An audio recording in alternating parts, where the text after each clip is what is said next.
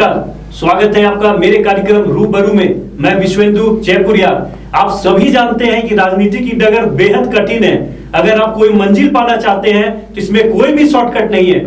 मेरे साथ आज जो व्यक्ति यहाँ मौजूद हैं वो बेहद खास हैं। ये हजारीबाग के कटकम सांडी के लुपुंग गांव के निवासी हैं और इनके बारे में मैं बता दूं, इन्हें जाइंट किलर के नाम से जाना जाता है। साथ ही इन्हें झारखंड का स्टालिन भी कहा जाता है। मेरे साथ मौजूद है भुवनेश्वर प्रसाद मेहता, जिन्होंने 1980 में रानी ललिता राजलक्ष्मी को हराया था, तो 2004 में यशवंत सिन्हा जैसे कद्दावर नेता को। तो इनका राजनीतिक सफर बेहद दिलचस्प है। तो आइए जानते हैं भुवनेश्वर मेहता से पूरे इस सफर को। मेहता जी, आपका बहुत बहुत स्वागत है। सबसे पहले जानना चाहेंगे, राजनीति में आपकी शुरुआत कैसे हुई?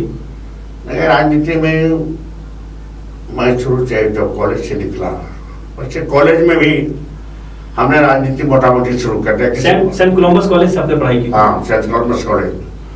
उसके बाद कॉलेज से निकला तो एक हाई स्कूल खुला, सोचा कुछ शिक्षा के क्षेत्र में, क्योंकि बहुत दूर जाना पड़ता था। चला भी कुछ, लेकिन बाद में वो भी राजनीतिक कारणों का साजिश हो गया कि वो स्कूल बंद हो गया। 1966 में मैं कम्युनिस्ट पार्टी ज्वाइन किया और तब से होल टाइमर हो गया कम्युनिस्ट पार्टी का। शुरू हम चले गए ट्रेनुघाट, वहीं पर ट्रेन शुरू किया, विस्थापितों को लेकर के आंदोलन शुरू किया। फिर वहां के मजदूरों को लेकर के आंदोलन शुरू किया। एक यूनियन बनाया, वहां हमारे अध्यक्ष रहे चौथाराम मिश्रा और महासचिव रहे सफी खान। 2 साल तक वहां बहुत अच्छा चिन्ह चलाया। बाद में पार्टी का फैसला हो गया कि किसान क्षेत्र में काम करना है। मुझे कहने में कहा कि कॉमरेड मंजूर हसन खान, जो डबल एम थे, एक जमींदार परिवार से आए थे, महाजी जुल्म के खिलाफ में झारखंड में आंदोलन उन्होंने शुरू किया। मुझे भी वो आंदोलन को करने का मौका मिला। मैं केरेडानी, टंडवा, सिमरिया, इन इलाकों में सभी जगहों पर महाजनों के खिलाफ आंदोलन शुरू किया। उसमें कई बार मैं जेल गया, लगातार लगता है बहुत 25-30 बार जेल, उसी आंदोलन में, महाजी जुल्म के आंदोलन में जेल गया। और कई बार हम पर हमला हुआ, जानलेवा हमला हुआ। लगभग मुझे लाइफ में 17 बार जानलेवा हमला हुआ। 3-4 बार तो मुश्किल से बचे और लगभग 35-36 बार मैं जेल गया। लेकिन आंदोलन चलता रहा। एक तो दूसरी तरफ, एक तरफ महाजी जुल्म के आंदोलन के खिलाफ आंदोलन, दूसरी तरफ जो सीलिंग से अधिक जमीन रखे हुए थे लोग, उसके खिलाफ ही आंदोलन कम्युनिस्ट पार्टी ने 69 में शुरू किया। 69 में हम एक कटकम सानी के खुटरा, पबड़ा, आपके टंडवा के मुर्दा और कई गांवों में, मांडू के करगाली में, इस तरह से करके दर्जनों गांव में जो सीलिंग से अधिक जमीन था उसको जोत करके गरीबों के कब्जे में कराया। उसके बाद मैं 72 में मुखिया का चुनाव लड़ा, मुखिया बना। फिर वो प्रमुख बने, 1.5 साल प्रमुख के चार्ज में भी रहे। तो उसके बाद 1978 में मैं कम्युनिस्ट पार्टी का जिला सचिव बना। 1978 से आपकी शुरुआत हुई राजनीति में। लेकिन मैं आपसे एक बात पहले जानना चाहूंगा, 66 में। लेकिन मैं सबसे पहले एक बात आपसे जानना चाहूंगा, कोई भी युवक अगर पढ़ाई करता है तो पारिवारिक एक जिम्मेवारी होती है, लेकिन आपने स्कूल खोला, वो सफलता नहीं मिली और आपने सीधा पॉलिटिक्स में शुरुआत कर दी। लेकिन आपने कम्युनिस्ट पार्टी का साथ लिया। कम्युनिस्ट पार्टी से शुरुआत करना बहुत बड़ी बात मानी जाती है, बहुत टफ होता है राजनीति में शुरुआत। तो आपने कम्युनिस्ट पार्टी को ही क्यों चुना? इसलिए कि मुझे लगता था कि ये जुल्म जो था, महाजों का जुल्म, गरीब और जमींदारों का जुल्म, ये भ्रष्टाचार और पुलिस वगैरह का जुल्म होता था। हम देखते थे कम्युनिस्ट पार्टी लड़ती है, लाल झंडा निकालते लड़ते। सबको लगा कि ये जुल्म के खिलाफ गरीब और किसानों के लिए कम्युनिस्ट पार्टी ईमानदारी से लड़ती है और इसीलिए हमने कम्युनिस्ट पार्टी को चुना। इसीलिए कम्युनिस्ट पार्टी होगी। हालांकि 1965 में जब माननीय श्री स्वर्गीय कर्पूरी ठाकुर सेंट्रल जेल में थे, हमारे भी एक रिलेटिव थे जो सोशलिस्ट पार्टी में थे, हम मिलने गए थे तो उन्होंने कहा आप मेरे पार्टी में चले आओ। हम कहा सोचेंगे, लेकिन सोच बुझ के हमको कुछ दोस्तों से राय लिया, अपने भी जो मन बना कि जुर्म के खिलाफ अगर लड़ना है तो कम्युनिस्ट पार्टी बेस्ट पार्टी है। कम्युनिस्ट पार्टी किसान और मजदूर शोषितों की लड़ाई लड़ती है और इसीलिए मैंने कम्युनिस्ट पार्टी में। 1980 में आपने पहला चुनाव बरकट्ठा से लड़ा था, जबकि रहने वाले आप लुपुंग के थे। विधानसभा चुनाव लड़ा था अपने बरकट्ठा से, तो आप चाहते तो इधर कुछ नजदीक की सीट से बना सकते थे, अपना एक शुरुआत कर सकते थे, आपने बरकट्ठा को ही क्यों चुना? देखिए 1980 में तो ये पहले में लोकसभा में चुनाव लड़ा था और तीसरे नंबर था, 56,000 वोट मिला था और मात्र 81,000 वोट ला करके डॉक्टर बसंत नारायण सिंह जीत गए थे। सेकंड में अजीमा हुसैन थे। मैंने बरकट्ठा इसलिए चुना कि आप तो जानते हैं कम्युनिस्ट पार्टी यहाँ जो आपका शहर है हजारीबाग शहर, इसमें शुरू से ही देखा है, वो चाहे जनसंघ हो बीजेपी हो, उस शहर में काफी असर रहा है। हमको लगा कि यहाँ शायद हमको सफलता नहीं मिली और इच्छा के लोगों ने, बरकट्ठा के लोगों ने मुझे कहा कि आप यहाँ से चुनाव लड़िए, हम लोग सब तरह से, आपको खर्चा भी नहीं करना पड़ेगा, पैसे तो मेरे पास थे भी नहीं, और वो चुनाव वहीं से लड़ना शुरू किया। राजमाता ललिता राजलक्ष्मी थी। मुझे लगा कि मैं फंस गया, इतना पैसा ही खर्चा करके खुद चुनाव लड़ रही है, इनका परिवार कभी आज तक हारा नहीं, तो हम क्या जीतेंगे। लेकिन जनता को देखा, उत्साह इतना था, मात्र 32,000 रुपये में चुनाव में जीत गया। 25,000 लोग इचा के लोगों ने चंदा करके दिया और 7,000 रुपया मेरे पिताजी दिए थे। मेरे पिताजी एक साधारण किसान थे। आपको बोले, वो पिताजी को शुरू में बहुत खराब लगता था जब मैं कम्युनिस्ट पार्टी में आया कि किसी तरह से इसको बीए पढ़ाया है, ये हमारा सहारा होता, परिवार को देखता है, कम्युनिस्ट पार्टी में चला गया है, ये कुछ नहीं करेगा। शुरू में तो आप एक तरह से था कि घर में जाना डर लगता था हमको। जब शुरू कम्युनिस्ट पार्टी में आए थे तो पिताजी इतना गुस्साते थे। बाद में 1967 में एक आध साल के बाद में वो बिल्कुल खुश हो गए हम पर, क्योंकि जब नरदेव सिन्हा आए थे वो 1967 में अकाल पड़ा था बिहार में, भयंकर अकाल पड़ा था, और उस अकाल में comrade Nardev Sinha revenue minister थे बिहार के और रिलीफ के चार्ज में थे। तो उन्होंने रिलीफ का जो काम शुरू किया, शायद उस तरह का कभी नहीं होता है। तकावी लोन घर में जाके देना, फीस घर में जाके देना, हर परिवार को पहुंचाना उन्होंने किया। अगर 2 पैसा में भी पकड़ा, मात्र ₹1.52 था वो मिनिमम वेजेज, 2 पैसा कम दिया तो उसको भी सस्पेंड कर दिया साहब। तो आए थे तो हजारीबाग में हम लोगों ने रोटी, सस्ती रोटी का दुकान करा था, कचहरी में भी था, कई जगह था। वो आए, कहीं हम कहीं चलाते हैं तुम्हारे लोग, तो वहीं मेरे पिताजी बैठे हुए थे। मैंने कहा मेरे पिताजी हैं, उन्होंने पैर छू के प्रणाम किया। कम से कम 50 अफसर होगा, कमिश्नर नहीं कर सकता। तो उनको लगा कि हमारे पिताजी किसी तरह से, उनको नाम लिखना मैं सिखाया था, पढ़े लिखे नहीं थे, लगा कि बेटे के चलते हुए इतना अफसर लोग प्रणाम कर रहा है, इतना बेटा हमारे घर में जा बोलेगा, आज इतना हम पढ़ाने लिखाने में काम किया बेटा का, हमको सब मिल गया। तब से वो खुश हो गया। जहाँ तक मैं बताया पहले कि वो मात्र 32,000 में चुनाव लड़ गया। हम देखा है इचाक में, बरकट्ठा में, जयनगर में हमारे कम्युनिस्ट पार्टी के लोग, इचाक में तो जनरल, लेकिन कम्युनिस्ट पार्टी के लोग पैदल अपने खा करके, अपने साइकिल से पैदल चल करके प्रचार किया और मैं 2200 वोट से जीत गया। मैं इसमें जानना चाहूंगा कि उस वक्त जब आपने ये चुनाव जीता था, राजमाता को आपने हरा दिया था, बहुत बड़ा कमाल करके दिखाया था। उस वक्त इतना मीडिया नहीं हुआ करता था, इतनी लाइमलाइट नहीं हुआ करती थी, तो इसे हराने को लेकर कितना उस वक्त हंगामा मचा था, कितना आपको एक देखिए आपको मैं बताया उस समय यहाँ के मीडिया वगैरह से जो चलाया है, लेकिन BBC लंदन और वॉइस अमेरिका ने भी जिन्हें दिया, ये किसान का बेटा ने राजमाता ललिता राजलक्ष्मी को हरा दिया, सबके बहुत प्रचार हुआ, भयंकर प्रचार हुआ। और काफी, मैं जब विधानसभा में गया जीत करके, तो सब लोग मिलने के लिए आए कि कौन राजमाता को हरा करके आए, मिलने के लिए आए। क्योंकि आपको पता 1967 में जो चुनाव हुआ था, जनक्रांति दल महामाया बाबू के नेतृत्व में पहली बार गैर कांग्रेसी सरकार बनी थी महामाया के नेतृत्व में। अब वो चुनाव में तो राजा रामगढ़ पूरे बिहार घूमे थे, हेलीकॉप्टर से घूमे थे। तो न केवल झारखंड के, चाहे छोटापुर संस्थान प्रधान नहीं केवल वो पूरे बिहार में पॉपुलर थे उस मामले में। तो ये समूचे बिहार के लोग, जहाँ तो मैं गया था जीत के, थे सभी लोगों ने, खास करके जो कांग्रेस के लोग, दूसरे लोगों ने, लेफ्ट के लोगों ने, सोशलिस्ट पार्टी का पूरी ठाकुर ने आकर के जैसे विधानसभा घुसा तो सब लोग गले से गले कर्पूरी ठाकुर मिले, सब लोग सब बधाई किए। अगर हंगामा था उसमें तो राजमाता, आपको पता है पहली बार राज परिवार का कोई हारा था और कोई नहीं, राजमाता हारी।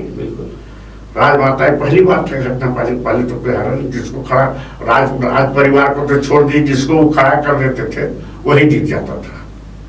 इसलिए 1991 में पहली बार आप सांसद बने थे, लेकिन चर्चा होती है 2004 की, जब आपने देश के एक गद्दावर नेता विदेश मंत्री रहे यशवंत सिन्हा को आपने हरा दिया था।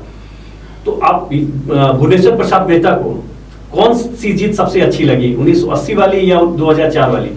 नहीं, हमारे लिए 1980 को इसलिए अच्छा मानता हूँ कि हमारा राजनीति में और खास करके वो शुरुआत तो 1966 में जरूर किया। पहली बार विधायक बना हुआ अभी राजमाता ललिता राजवी को हरा करके, तो ये ज्यादा अच्छा लगा। वैसे 2004 में जो जसवंत बाबू हार गए, 1,06,000 वोट से अधिक से हारे, वह भी बहुत अच्छा लगा कि उसमें पूरे देश में हमारी चर्चा हुई, बल्कि इससे कहीं से 10 गुना जाके चर्चा हुआ। मैं जा रहा था एयरपोर्ट पर, पहुंचा जब जाने के लिए दिल्ली, तो 20 मिनट मेरे लिए फ्लाइट को रोका गया और केवल मुझे माला से लाद दिया। एयरपोर्ट के लोगों ने मिठाई खिलाया कि अब हम लोग का कम से कम एयरपोर्ट प्राइवेट में नहीं जाएगा, ये कह करके कि आप लड़ेंगे इसके लिए किया। तो लगे हम दिल्ली में भी सब लोग, पूरा वो प्रेस वाले, मीडिया वाले, सब लोग आया करके रोज हम जहाँ ठहरे थे, पहली बार ठहरे थे वो लोधी रोड में, वहाँ चल जाता था मीडिया को वहाँ मिलने के लिए। और लोकसभा में गया वहाँ तो इतना हंगामा था कि बहुत बच्चे जसवंत बाबू को हरा गया। अच्छा, उससे ज्यादा जरूर हुआ, लेकिन शुरुआती दौर में जो राजमाता को हराया तो ज्यादा चला गया कि राजमाता, हालांकि राजमाता के खिलाफ में कभी नहीं बोला। आपको बताओ राजमाता के आने माध्यम में वो हमसे मिली, बुलाई हमको रामगढ़ में, रामगढ़ हाउस में पटना में, क्योंकि कुछ वो हंगामा हो गया था, मेरे पर कुछ हमला की बात हो गई थी। मेरे घर 4-5 जीप से कुछ क्रिमिनल कुछ चले लुपुंग में, हमको तो खैर लुपुंग वाले लुपुंग ले गए, हमारे घर में नहीं आने दिए। तो मैंने विधानसभा में उठाया इसको, तो उनको खराब लगा, क्योंकि हम इल्जाम तो दिया था उनके दल पर, उनके लोगों पर। विधानसभा में काफी हंगामा हुआ, हमारा नेता थे उसमें राजकुमार पूर्वी जी, उन्होंने उठाया, कर्पूरी ठाकुर जी ने भी उठाया इस सवाल पर, समर्थन किया। तो उन्होंने कहा कि मेहता जी आपसे भी मिलना चाहता हूँ, चाहती हूँ कि आप हम ही आ जाए आपके यहाँ। सवेरे बात के हम तब कभी आ जाए, जब कहीं आज आ जाए, आज आइएगा, हम आ जाए। हमें 4 बजे मेरा प्रेस खत्म हो जाएगा, आज विधानसभा 4 बजे बाद आपको चला देंगे, तो मैं गाड़ी भेज दूंगा आपके यहाँ, मैं गाड़ी में भेजिएगा, रिक्शा से चलाऊंगा। तो 3:30 बजे से गाड़ी लगा हुआ था मेरे, चला गया। अब मुझे उनके खुशी है, वो माँ का जो प्यार दिया था उससे कम प्यार उन्होंने दिया, उनके घर में गया, वो टीका लगाई और आरती उठाई और ले गई, साथ में मिठाई खिलाई हमको अपने हाथ से। वो लगा कितना अच्छा था, कितनी अच्छी थी वो, जो भूल गया था। आपकी अपोनेंट थी 1980 के चुनाव में राजमाता, आपने उनके खिलाफ कभी भी कुछ भी नहीं बोला, लेकिन 2004 में यशवंत सिन्हा आपके सामने थे, उनके खिलाफ तो आपने जम के बोला था, ये अंतर क्यों? अंतर इसलिए देखे, वो तो 80 का चुनाव में राजमाता ने क्या किया था, उसके पास जो चुनी जाती थी कुछ तो किया नहीं, पब्लिक क्षेत्र में कभी नहीं रहा, और आम लोगों को कोई बिगाड़े थी। जहाँ तक जसवंत बाबू की बात थी, वो भारतीय जनता पार्टी के हम लोग धुर विरोधी है, एक तो भारतीय जनता पार्टी से थे, दूसरे जसवंत बाबू काल में जो उन्होंने वो 4 साल रहे आपको फाइनेंस मिनिस्टर, 1 साल रहे विदेश मंत्री, 4 साल जो वित्त मंत्री जो काम के संतुलन जनता के हित में नहीं था, और इसलिए उसको बोलते थे। फिर वो आमतौर पर चूंकि बनते थे, जितना उनको आम जनता के बीच में जाना चाहिए था, सब कुछ जनता हमारा मिले, MP हमारे साथ रहे, हमसे भेंट हो, उस माने में वो कभी रही, उसी बात को बोलता था, दूसरा तो बोलता नहीं था। लेकिन 1980 में जो आपने चुनाव लड़ा था, लोगों ने चंदा करके 25,000 रुपया आपको दिया था चुनाव लड़ने के लिए, लेकिन 2004 की बात करें तो इसके उलट था, खुद आपको लड़ना पड़ा, यहाँ तक कि जो यशवंत सिन्हा से एक बड़ा वर्ग नाराज था, उसका पूरा वोट आपको मिला। इस अंतर को आप मानते हैं? हाँ, मानते हैं। उसको मानते हैं। उस में भी बहुत ज्यादा खर्चा नहीं किया। तमाम कोयला मजदूर, बिजली मजदूर, तमाम किसानों ने चावल करके चंदा दिया। 22 लाख रुपए खर्चा हुआ था। मैं आपको बताता हूँ 1900 और 2004 के चुनाव में मात्र 22 लाख रुपए खर्च किया था। अब आप भी अंदाज कर सकते हो कि सुन रहे कितना खर्च हुआ। 25 करोड़ से ज्यादा हुआ, कम नहीं हुआ। और उसमें भी चंदा अपना बहुत ही अपना किया सब। हमारे झारखंड मुक्ति मोर्चा के मेरे साथ थे, वो कभी मोटरसाइकिल पर चढ़े, गाड़ी पर चढ़े, कोई पैसा नहीं मांगा। और दूसरे लोग थे, ये झारखंड मुक्ति मोर्चा तो एक पैसा कभी नहीं मांगा। कांग्रेस भी था तो कांग्रेस थोड़ा बहुत उसके कुछ मांगता था तेरुल के लिए। और अब हम साफ बोलते थे कैसी पैसा हमारे पास है नहीं, तेरुल के लिए कभी जो गाड़ी जिप चलो होते। लेकिन झारखंड मुक्ति मोर्चा ने उस समय, चूंकि टकलाल वहां तो चला गया था गिरिडीह, हम थे यहाँ पर। और इसीलिए 1991 के बाद जो पहला पार्लियामेंट था, हमको लगा कि हमारी पार्टी ने तय किया था झारखंड निर्माण का, तो लगा कि झारखंड के बारे में करना चाहिए। और हमने पूरे झारखंड के लोगों को एकजुट किया, विस्थापन की लड़ाई शुरू किया, विस्थापन के खिलाफ लड़ाई शुरू किया। और फिर उसमें अलग भी नहीं हुआ था, तभी विस्थापन की लड़ाई हम लड़ रहे थे। फिर पूरे सभी लोगों को, चाहे वो रामदयाल मुंडा हो, बीपी केसरी हो, कॉमरेड ए.के. राय हो, कॉमरेड विनोद बिहारी महतो हो, महेंद्र सिंह, कॉमरेड महेंद्र सिंह हो, फिर सबको एक साथ किया। कांग्रेस भी हम लोग के साथ आया। उसमें बंदे उराव थे, उसके अध्यक्ष थे कांग्रेस के। साथ ही साथ वो नेतराज फाइव बेंच की नेत्री थी, मैं नाम बोल रहा हूँ, कि आपको कोयलकारों की जितने आंदोलन करते सब लोग आए। और लगता है कि अभी तक मोराबादी मैदान में कोई उस तरह के वीडियो, कई बार कई प्रधानमंत्री आए हैं इधर बीच में, मोदी जी भी तो उतनी भीड़ नहीं जुटी जो आंदोलन। उसमें सारे लोग, पहले क्या था 1980 तक बताते, 80-85 तक कुछ आंदोलन में ए.के. राय, विनोद बिहारी महतो सबको लेकर के आदिवासी, इसीलिए शिबू सोरेन का ज्यादा नाम आ गया कि आदिवासी एकमत होकर के झारखंड चाहता था। बाकी जो लोग थे उन्हें थे। लेकिन धीरे धीरे 92-91 के बाद हम लोगों ने शुरू किया तो सब कुछ जुटाया। और वो केवल आदिवासी की लड़ाई जिसको समझा जाता था झारखंड, वो आदिवासी की लड़ाई नहीं रहा, यह पूरे झारखंड के सभी लोगों की लड़ाई हो गया। और इसे यही कारण है कि 2000 में केंद्र सरकार और लालू प्रसाद यादव को मजबूर होकर के झारखंड बनना पड़ा। आपको मैं बताऊं, अगर झारखंड, ये मैं नहीं, उसमें विधानसभा में था झारखंड में 2000 में वो झारखंड का बिल आया था। जो बिल पेश हुआ वो वनांचल के नाम पर हुआ था। हमने 53 संशोधन दिए और 53 स्वीकृत हुआ, जिसके चलते वनांचल नहीं भर करके इसका नाम झारखंड बना। किसी एक ने भी, झारखंड मुक्ति मोर्चा हो, दूसरे यहाँ के एमएलए लोग ने वो संशोधन नहीं थे। अगर मैं संशोधन नहीं देता तो ये झारखंड नाम इसका नहीं रहता, वो वनांचल नाम रहता। लेकिन आपने एक बात अभी कही कि शिबू सोरेन का ज्यादा नाम हो गया।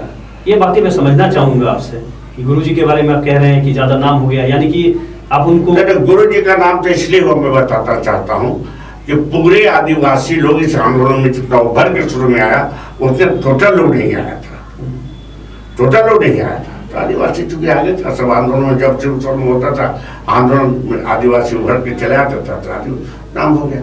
1991 के बाद देखिए कि शिबू सोरेन ने कोई ऐसा आंदोलन नहीं किया था झारखंड मुक्ति मोर्चा। वो शिबू सोरेन झारखंड मुक्ति मोर्चा 1991 से 2000 तक हमारे साथ में जो उतने बड़ी गोलबंदी हुई, जिसमें सीपीआई, माले, मार्क्सवादी, राजद, संयुक्त सोशलिस्ट पार्टी, कर्पूरी ठाकुर जी की पार्टी थी वो, प्लस आपके जितने सामाजिक संगठन थे, रामदयाल मुंडा हो, वो तो सामाजिक संगठन के थे, कोई पार्टी के नहीं थे। आपका BP Kesari, doctor BP Kesari, फिर वो दयामणि बारला, उस समय शुरुआत था इसका वास्तविक गिरोह का, हम लोग संचालन कराए थे। रैली जो हुई थी मोराबादी मैदान में, वास्तविक गिरोह थे वो। आपका कई लोग और गिरधारी राम गंजू, ये सारे लोग पढ़े लिखे लोग, कल्चर जो संस्कृति से जुड़े हुए हैं, सारे लोग को जुड़ा, आंदोलन से जुड़े हुए स्थानीय लोग, सामाजिक संगठन, सब कुछ जुटाया। और तब देखिए उसका प्रमाण हुआ। उसमें शिबू सोरेन के पार्टी का एक भाग कृष्णा मराठी, सुधीर महतो वगैरह उसमें अलग हो गए थे। कृष्णा महाराज दबे भी अलग है, सुधीर महतो बाद में साथ हुए। ये लोग का ग्रुप हमारे साथ था। लेकिन ये झारखंड मुक्ति मोर्चा जो शिबू सोरेन के साथ है, वो हम लोग के साथ आंदोलन में भी था। यानी आपके हिसाब से ये कह सकते हैं कि जितना काम उन्होंने नहीं किया शिबू सोरेन ने, उससे ज्यादा उनकी छवि को बना दिया गया बड़े स्तर पे। उससे क्या है, आप लोगों ने 91 में तो आप लोग जानते हैं क्या क्या लोगों ने जैक में समझौता कर लिया। अगर चाहते तो उसी में झारखंड अलग हो जाता, झारखंड उसी में अलग हो जाता। जैक में समझौता कर लिया, बाकी और क्या मैं कुछ नहीं कहना चाहता। वैसे शिबू सोरेन हमारा बहुत अच्छा मित्र है। और आपके इंफॉर्मेशन के लिए कि 1966 से 1972 तक वो कम्युनिस्ट पार्टी के मेंबर रहे। और हमारे नेता मंजूर हसन खान ने उनको घर से उठा के लाया था, इसको हम नेता बनाएंगे। 6 साल हमारे साथ रहे, क्योंकि महाजन जुर्म का शुरुआत कॉमरेड मंजूर हसन खान ने किया था इलाके में। आपको मालूम होगा कि वो जेल में भी रह करके रामगढ़ से जीत गया 1972 में, और मात्र 203 या 4 वोट से हार गए थे। जरीडीह 2 जगह से लड़ा था। जरीडीह सीट हम लोग को कांग्रेस के साथ गठबंधन का मिला था। हम लोगों ने जबरदस्ती जेल से बाहर चले आए मंजूर साहब, हमने रामगढ़ से लड़ा दिया। तो रामगढ़ में 7,500 से जीत गया वो जीत। और इतना पॉपुलर आदमी था कि हालांकि उनको मार दिया, वोट भी नहीं लेने दिया। पटना MLA फ्लाइट में उनकी हत्या कर दी गई। 19 मार्च को वोट होना था, 18 मार्च को हत्या कर दी रात में। उनकी पत्नी खराब हुई तो 24,500 वोट से जीत गए। पूरे जनसंघ के लोग उसमें, बिहार क्या कहिए, पूरे देश के लोग लगे हुए थे, लेकिन फिर भी वो जीती उसकी पत्नी। तो उसमें चूंकि आज भी वो मुख्य रूप से शिबू सोरेन को सबसे आगे बढ़ाने का काम शुरुआती दौर पे हमारे पार्टी के नेता कॉमरेड मंजूर हसन खान ने किया है। तो इसलिए दोस्ती हमारी शुरू से रही, आज भी दोस्ती है, उसमें भी दोस्ती थी, आज भी दोस्ती है। 2004 में आपको बताऊं, मेरे लिए बहुत अच्छा काम उन्होंने किया है काम कि जगलाल महतो यहाँ से लौटना चाहता था, बार बार लौट जाता था। तो शिबू सोरेन ने ही जबरदस्ती उसको गिरिडीह भेजा और हमको यहाँ से मदद किया। 1991 में हमको मदद किया था शिबू सोरेन, लेकिन जगलाल महतो खड़ा हो गया था। तो आदिवासी वोट हमको मिल गया, गैर आदिवासी जो वोट है, खास करके महतो वोट है, वो जगलाल महतो ले गया। लेकिन ऐसा क्या हुआ कि इतना जन समर्थन आपको मिला? 2004 में आपने यशवंत सिन्हा को बड़े अंतर से हराया, लेकिन 2000 चुनाव में आप चुनाव हार गए और उसके बाद फिर कभी सफलता नहीं मिली आपको। देखिए, यह बात सही है कि चाहे वो 91 का चुनाव, चाहे 2004 का चुनाव, दोनों चुनाव में मैं संयुक्त उम्मीदवार रहा। ये अलग बात है कि कांग्रेस 91 में हाल चुनाव लड़ा था, वो क्या नाम उसका, कांग्रेस के बड़े नेता थे आपके, जो यहाँ से चुनाव लड़े थे। और ज्ञानरंजन जी चुनाव लड़े थे, 61,000 वोट भी लाए थे। वही 61,000 वोट जगलाल महतो भी ले आया, चूंकि वही लड़ गया। लेकिन झारखंड मुक्ति मोर्चा मेरे साथ था। और सबसे बड़ी बात उस समय ये थी कि लालू यादव बिहार के मुख्यमंत्री थे, उनका एक दबदबा था। और वो अपने आकर के 3-4 मीटिंग किया। कई झारखंड मुक्ति मोर्चा, राजद का समर्थन, बाकी जो लेफ्ट का तो समर्थन था, और इसके चलते हमारी जीत। 2004 में आपको मैं बताता हूँ, हमारे जीत का अगर क्योंकि कम्युनिस्ट पार्टी के चलते हमारी जीत नहीं बनी। कम्युनिस्ट पार्टी, कांग्रेस, राजद, झारखंड मुक्ति मोर्चा, सारे लोग हमारे साथ, और सब लोगों ने ईमानदारी से काम किया, और वही सब लोगों के चलते मैं जीता। 2000 चूंकि कम्युनिस्ट पार्टी की अकेली इतना बड़ा संगठन मजबूत नहीं था कि केवल कम्युनिस्ट पार्टी के संगठन से मैं जीत जाता। 2009 में फिर वो नहीं हुआ, समझौता नहीं हुआ, जो बना था मोर्चा नहीं बना, और जिसके चलते मैं वोट जरूर 1,60,70,000 ले आया, लेकिन जीता नहीं। वही कारण है। लेकिन इतना बड़ा नाम भुवनेश्वर प्रसाद मेहता 2 बार, एक बार राजमाता को रहा, एक बार यशवंत सिन्हा को 91 में भी आपकी जीत हुई थी, बरकट्टा से 2 बार आप जीते, लेकिन गठबंधन की राजनीति में फंस गए, प्रॉपर गठबंधन नहीं हुआ, लोगों ने काम नहीं किया तो आपकी हार हो गई। इस इसे कैसे देखते हैं आप? नहीं, इसलिए मैं इसे कहता हूँ कि जब वोट का बंटवारा हो जाता है, एक तरफ देश में शुरुआती उसी समय से कही, देश में ही संप्रदायवाद जातवाद का बहुत बड़ा हो गया। हमारी जो कम्युनिस्ट पार्टी है, न हम संप्रदायवाद पर विश्वास करते हैं और न जातवाद पर, जातिगतता पर विश्वास करते हैं। हम लोग जात पात से ऊपर उठ कर करते हैं, धर्म से मजहब से ऊपर उठ करके राजनीति से अलग रखते हैं धर्म। चूंकि जो शुरू हुआ हिंदुस्तान में वह जात पात धर्म मजहब की लड़ाई में, जो एक तरफ बीजेपी रहा, दूसरी तरफ लेकिन हजारीबाग में चुनाव लड़ने का मतलब है कि जात पात और धर्म का कैलकुलेशन लोग करते ही है, जो भी उम्मीदवार होते हैं। वैसा जो करे, लेकिन मैं कभी इस बात को नहीं कि मैं सबका समर्थन नहीं कर सकता, सबके पास वो अलग बात है। कुछ वोट हमको जात के नाम पर दे दिया, वो अलग बात है, कुछ हाल हो बेहतर हो, लेकिन हमने कभी जात पात नहीं किया। और जात धर्म मजहब की जब बात होती है ना, तो हमने कहा तो अगर जात पात क्या कुछ हाल तो वोट दे दिया। हम समझते हैं 50% से ज्यादा वोट 2009 में दे दिया बीजेपी को, 14 में भी वोट दे दिया, और इस बार तो 19 में तो कहिए कि 95% वोट दे दिया बीजेपी को। तो जात पात करते देता ना, वोट नहीं दिया, जात पात मानते थे करते नहीं दिया। और मेन कारण है कि मैं सबसे बड़ी बात बताया, हमारे छवि कभी नहीं, मैंने कोई ऐसा काम भी नहीं किया जो आम जनता बोलेगा मेहता जी ने, कुछ ऐसा जो आमतौर पर कुछ पॉलिटिशियन लोग करते हैं कि बात चल गया, एमएलए बन गया, एमपी बन गया, बहुत पैसा जमा कर लिया, कुछ कर लिया, ऐसा भी नहीं कभी नहीं किया। मैं बड़ी बड़ी रकम को ठुकराया है अपने लाइफ में, चुनाव में, जो पार्लियामेंट में, ये सब कई मौका आया है। राज्यसभा के चुनाव में किसी ने हिम्मत नहीं किया। एक बार जरूर किसी ने हिम्मत किया था जब उन्होंने परमाणु करार पर, तो उस समय मैंने ठुकरा दिया। और हमारी भाई बोलती है कभी कभी कि एक बार मिले उनको जो होता है कितना कमा लेता, आप तो कुछ नहीं किया, उनकी 2 रोटी मिल जाता है ईमानदारी से, एक बार कम से कम कोई बदनामी तो नहीं। इसलिए आज हैं कहते हैं किसी का उम्मीद है, एक व्यक्ति बात से जानता है 19 नेता को झारखंड में, एक वो ईमानदार आदमी है, लड़ने वाला आदमी।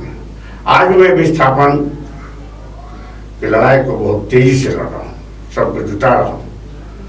अभी फिर बीच में थोड़ा चलो कोरोना के चलते थम गया था, लेकिन अभी फिर वो 22 अक्टूबर को मैं विस्थापन पर एक सेमिनार करने जा रहा हूँ, सबको बुलाऊंगा और उसमें आंदोलन शुरू करूंगा। क्योंकि ये सरकार चाहे जो झारखंड बनने के बाद दूसरे दिन बात करूंगा झारखंड बनने, लेकिन मैं इतना ही एक टाइम में कहना चाहता हूँ कि झारखंड बनने के बाद जो उम्मीद थी झारखंडियों को, झारखंड के लोगों को, वो नहीं हुआ। मैं उस पर आऊंगा, लेकिन पहले जानना चाहता हूं कि आपका जो जादूपन, आपका जो तेवर रहा, आपने जितने आंदोलन किए, आपको झारखंड का स्टालिन कहा जाता है, लेकिन आपकी खुद की पार्टी सीपीआई वैसा जनाधार बन नहीं सका। जो पुराना था वो भी अब खत्म हो रहा है, बेस कार्यकर्ता कम हो रहे हैं, इसके पीछे की क्या वजह है? नहीं, केवल यहाँ नहीं, ये पूरे देश में हुआ है, झारखंड में पूरे देश में हुआ। मैं मानता हूँ पूरे देश में हुआ है, लेकिन हजारीबाग आपका गृह जिला है, ये आपका गढ़ रहा, यहाँ से आपने जीत दर्ज की है बरकट्टा से और हजारीबाग से, यहाँ भी वो स्थिति दिख रही है, ऐसा आखिर क्यों है? तो आज मैं मानता हूँ कि कम्युनिस्ट पार्टी कमजोर हुई है, और उसके पीछे मैं पहले ही बताया हूँ, जात पात धर्म मजहब मुख्य है। और थोड़ा जो पहले के दौर का जो था कम्युनिस्ट पार्टी, उसमें क्या था, बादलों के खिलाफ आंदोलन, जमींदारों के खिलाफ आंदोलन, जिस रूप में बड़े पैमाने पर लोग आए कम्युनिस्ट पार्टी के साथ। अब वो जुल्म खत्म हो गया, जमींदार का जुल्म खत्म, आने का जुल्म खत्म हो गया, तो थोड़ा सा ठंडा आ गया, और फिर धर्म मजहब में कुछ बीजेपी के साथ चला गया, कुछ थोड़ा कम हुआ है चलते। आप जब राजनीति में आए तो एक ध्येय था कि लोगों की सेवा करूं, आंदोलन करूं, लोगों को जो कुरीतियां उससे मुक्ति दिलाऊं, इसी ध्येय के साथ आए थे। लेकिन आज के युवा जो है वो सीधा शॉर्टकट चाहते हैं कि मैं तुरंत एमपी और एमएलए बन जाऊं, उस पर आप क्या कहना चाहेंगे? आज का महत्वाकांक्षा उसमें पढ़े लिखे संख्या महत्वाकांक्षा लोग बड़ी है। हम तो आज भी सेवा करते हैं, दिन भर 81 पूरा अपने जा रहा है, पूरा हो गया, 81 क्रॉस कर गया, प्लस हो गया। तभी अभी आप देखेंगे कि दिन भर और घर में 1-2 दिन रहा तो घर में 50 दिन काम करते आता मिलते, जहाँ बुलाता है जाता हूँ मैं, पूरे राज्य का दौरा करता हूँ। अभी भी ये अलग बात है, जब हमको जाना है तो जब संसारपुरा के इलाकों में क्या करते हैं, रात में होल्ड कर लेते हैं, फिर दूसरे दिन घूमते हैं, अलग बात है। थोड़ा उम्र का असर होने लगा है, लेकिन आज भी मैं करता हूँ, जो मैं जिस उद्देश्य के साथ कम्युनिस्ट पार्टी में आया, जब तक हमारे ताकत रहेंगे तब तक वो काम हम करते रहेंगे, जिस उद्देश्य से आया उसको भूलेंगे नहीं। जब झारखंड बना था, आप विधायक थे, बहुत सपनों के साथ झारखंड बना था, तो अभी का झारखंड जो सोच के साथ बना था और अभी का झारखंड कितना आप देखते हैं कि वो जो सपना था वो सफल हुआ है, झारखंड ने अचीव किया है उसको, या से फेल हुआ? आपको एक बात बता रहे, झारखंड बनने के जो उम्मीद था वो सचमुच में आप हमको कहिए कि 10% भी पूरा नहीं हुआ। झारखंड क्या विस्थापन है, सबसे बड़ा विस्थापन है यहाँ पर। आज तक विस्थापन नीति नहीं बनी। नौकरी में भेदभाव शुरू से वही करके लड़ा गया झारखंड कि नौकरी में सारे बिहार और दूसरे के लोग नौकरी ले लेते हैं, यहाँ के लोगों को नौकरी नहीं मिलता है।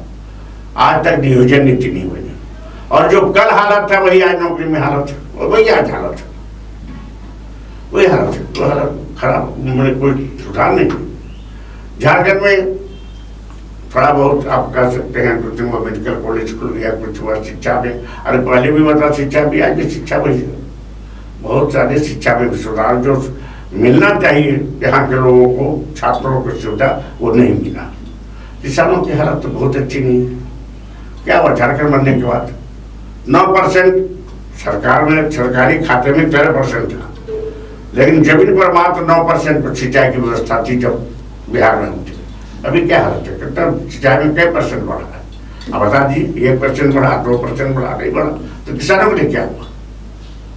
आज किसानों को, गरीबों, अब आज जितने भी कल कारखाने यहाँ करें तो कोयला का सबसे ज्यादा कारखाना, कोयला का प्रोडक्शन सबसे ज्यादा झारखंड में होता है।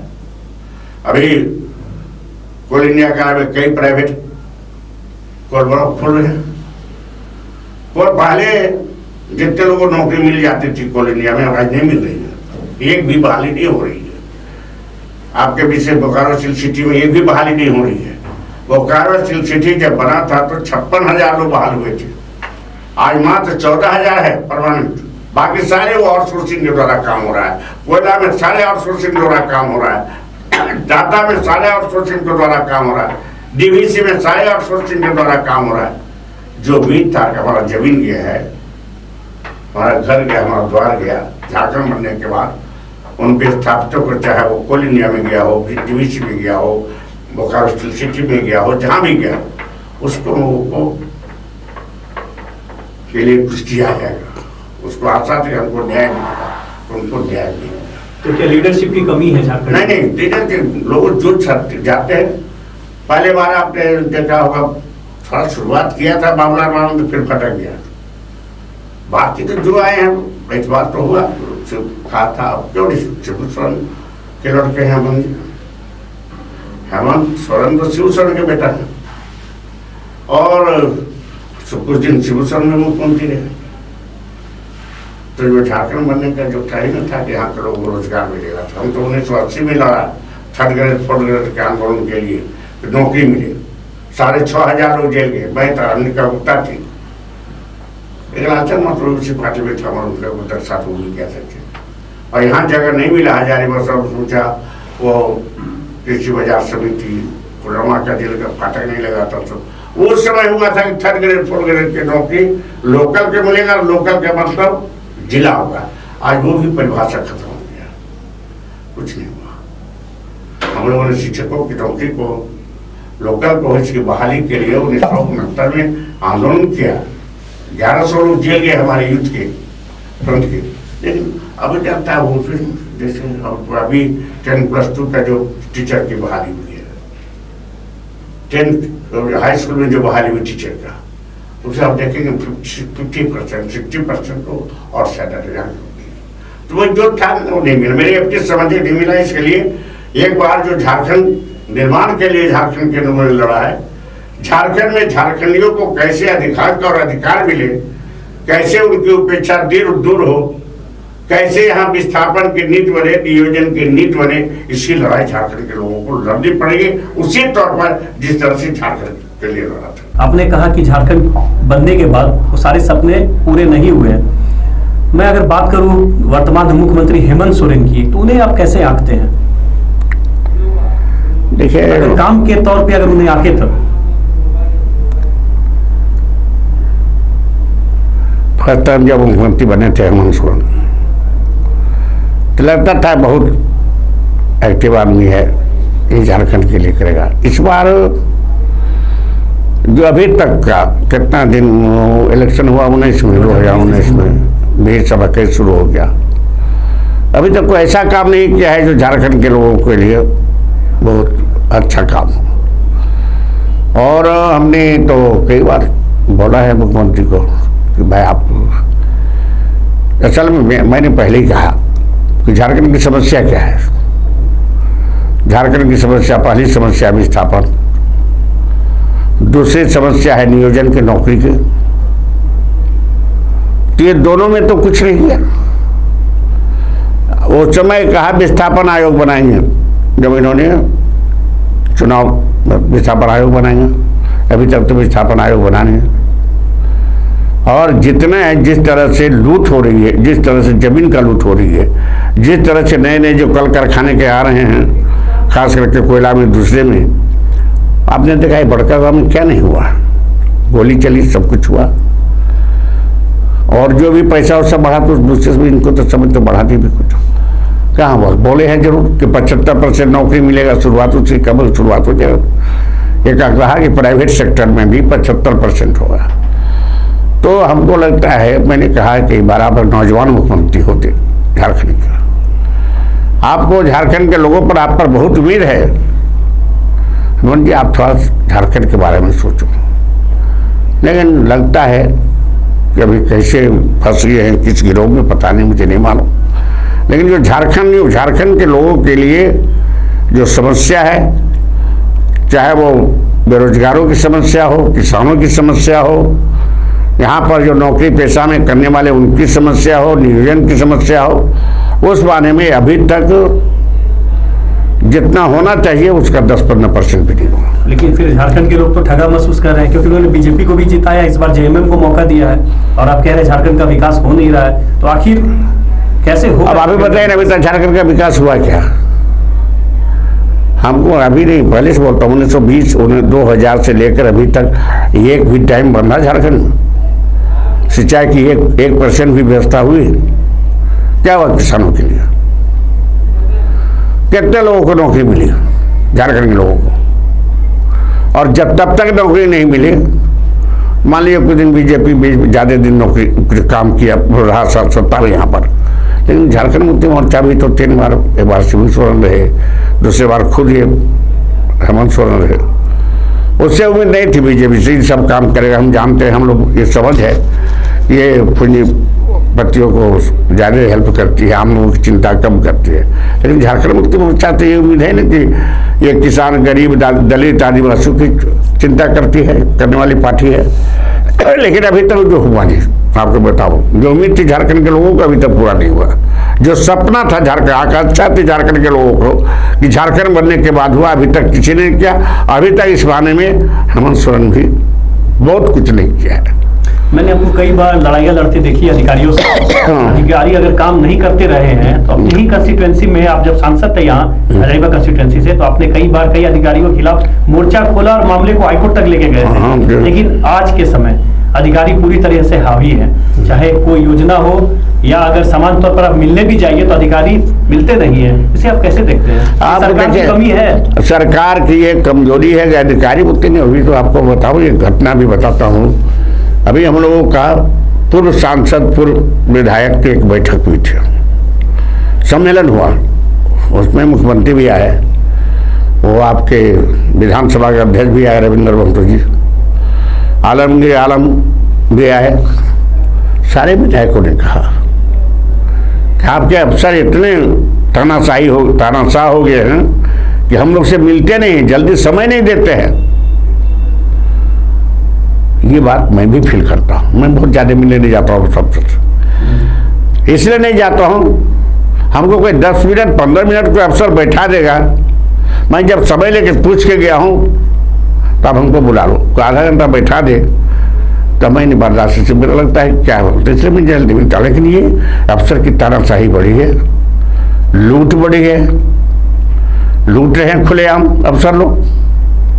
आप चले जाइए प्रखंड, झारखंड के का विकास जो अवरुद्ध है, यही तो मुख्य वजह तो नहीं है? अधिकारियों की मनमानी। हाँ, अधिकारियों की मनमानी है। उस पर जब तक उस पर लगाम नहीं लगाया जाएगा अधिकारियों पर जो तानाशाही है उसको खत्म नहीं किया जाएगा और ये लूट को नहीं बंद किया जाएगा, लूट और भ्रष्टाचार जो जिस तरह से अभी छाया हुआ है इसको नहीं बंद किया जाएगा तो झारखंड का विकास नहीं हो सकता। तो हेमंत सोरेन सक्षम दिखते हैं आपको लगाम लगाने में? अभी अगले बार तो लगता था हेमंत सोरेन का बहुत अच्छा था, इस बार हमको अभी तक वो दिखाई नहीं पड़ रहा है साफ साफ। एक बात मैं जानना चाहूंगा, आप सीपीआई की राष्ट्रीय कार्य समिति के भी सदस्य हैं और झारखंड में राज्य सचिव है सीपीआई के, और फिलहाल आपने कई बार चुनाव भी लड़ा 2009 के बाद, लेकिन सफलता नहीं मिली। लोग कहते हैं कि भुवनेश्वर मेहता को जितना अनुभव है, जितना पार्टी में उन्होंने समय दिया, जितना वे समर्पित रहे, अगर किसी दूसरी पार्टी में रहे होते, आज किसी बड़े जगह पे होते, तो क्या ये कभी आपको खलता है कि मैंने सीपीआई में आके कोई गलती की? नहीं, ऐसा कभी नहीं खलता। मैं सोचता अब ठीक है, मैं सीपीआई में रहा। आपको मैं बताऊं, कई बार मुझे कुछ लोगों ने ऑफर भी किया। पहला बार मैं जीत के गया था विधानसभा में, तो जगन्नाथ मिश्रा ने कहा था कांग्रेस में चले आइए, आपको मंत्री बना देते हैं। जब ये 99 में हमारे साथी रविंद्र कुमार को टिकट मिला तो उसमें भी कुछ लोगों ने, खास करके झारखंड मुक्ति मोर्चा ने बहुत ऑफर किया, लेकिन मैं नहीं गया। हमको लग रहा है इसी में ठीक है, यही ठीक है। हम दल बदलू नहीं कहलाएं, यहीं पर हमको पब्लिक की जो सेवा करना होगा, हम लोगों के लिए लड़ना होगा। तो जितना मैं स्वतंत्र रूप से यहाँ लड़ाई कर सकूंगा, दूसरे पार्टी में जाकर के नहीं लड़ सकूंगा। और ये कभी फील नहीं हुआ कि दूसरी पार्टी में होते तो यहाँ पड़ जाते हैं, तो कभी नहीं फील हुआ हमको, लाइफ में कभी फील हुआ। 81 साल के आप हो गए, आने वाले समय के लिए आपकी क्या प्लानिंग है? चुनाव क्या फिर आप लड़ेंगे? अभी मैं कुछ नहीं कर सकता हूँ, अभी उसके बारे में नहीं कर सकता हूँ, लेकिन ज़्यादा मैं सोचता हूँ अब नहीं लड़ना चाहिए, सोचता हूँ अब नहीं लड़ें। लेकिन अभी कुछ ऐसा परिस्थिति होगा, उसमें कुछ उस तरह का माहौल 2004 की तरह बन जाए, वैसा कुछ होगा तब मैं विचार कर सकता हूँ। नहीं देखिए एलोन मैं सीपीआई का कैंडिडेट बन करके चुनाव नहीं लड़ूंगा। एक अंतिम सवाल मैं आपसे लूंगा, 81 साल उम्र और अभी भी चुस्त दुरुस्त, हजारीबाग में जब भी कोई आंदोलन होता है तो लोग कहते हैं कि जब तक बूढ़ा शेर भुवनेश्वर मेहता नहीं आएंगे तब तक वो सफल नहीं हो पाएगा। ये ऐसी बात झारखंड के लिए भी होती है। रांची में भी कोई कार्यक्रम अगर सीपीआई या कांग्रेस या ऐसे कोई दलों का होता है तो आपकी उपस्थिति वहां अनिवार्य होती है। तो अपने को कैसे इतना फिट रख पाते हैं आप? नहीं देखिए, एक बात बोलेगा भाई, तो कोरोना में थोड़ा सा जो घर पर रहिए तो लगता था मैं बीमार हो गया, बूढ़ा हो गया, चल लगता। लेकिन जब चलते बोलते रहता हूँ, लोगों से मिलते रहता हूँ, तो मुझे काफ़ी खुशी होती है। अगर मैं अकेले हूँ घर में तो लगता है कि माथा दर्द कर रहा है, ये हो रहा है। वही 5 बार भी चला आया, 5 को जिसका काम से आया, यही भी आया, तो जब बातचीत करने लगता तो फिर फिट हो जाता हूँ। तो जनता ही मेरी ताकत है, जनता के देख करके, हम लोगों को देख करके, आंदोलन ही हमारी ताकत है। जब तक आंदोलन में है, जब तक है, तो वही हमारे को इतना फिट रखे हुए कि दिन रात में घूमता हूँ, चलता हूँ, आंदोलन में जाता हूँ। अरे हम लोगों ने तय किया है, वह भी मीटिंग कांग्रेस में हुई, ऑफिस में हुई। हमने कांग्रेस के अध्यक्ष राजेश ठाकुर से कहा भाई मीटिंग बुलाओ। वहाँ सोनिया गांधी बुलाए। अभी 27 तारीख को तो भारत बंद है, 29 तारीख को एक जो केंद्र सरकार की खामियां है उसको। और आपको मैं बताऊँ एक बात, मैंने भ्रष्टाचार अफसर के तानाशाही के खिलाफ बहुत जल्दी पूरे झारखंड में आंदोलन शुरू करूँगा। वो सरकार अगर कोई रूठ जाए, कोई भान जाए, उससे हमको कोई मतलब नहीं। मैं लड़ते रहा हूँ जुल्म, शोषण, भ्रष्टाचार और लूट के खिलाफ, और अंतिम समय तक लड़ता रहूँगा, चाहे मेरे सामने कोई भी हो। आप ऐसे ही चुस्त दुरुस्त रहे और 1980 और 2004 की तरह आने वाले समय में फिर कोई चमत्कार करके दिखाए। हमारी शुभकामनाएं। बहुत बहुत धन्यवाद कि आप यहाँ आए और अपना कीमती समय हमें दिया। ये भुवनेश्वर प्रसाद मेहता जिन्होंने अपनी राजनीति में बहुत कुछ हमें बताया। अगली बार फिर मिलता हूँ किसी नए अतिथि के साथ। धन्यवाद।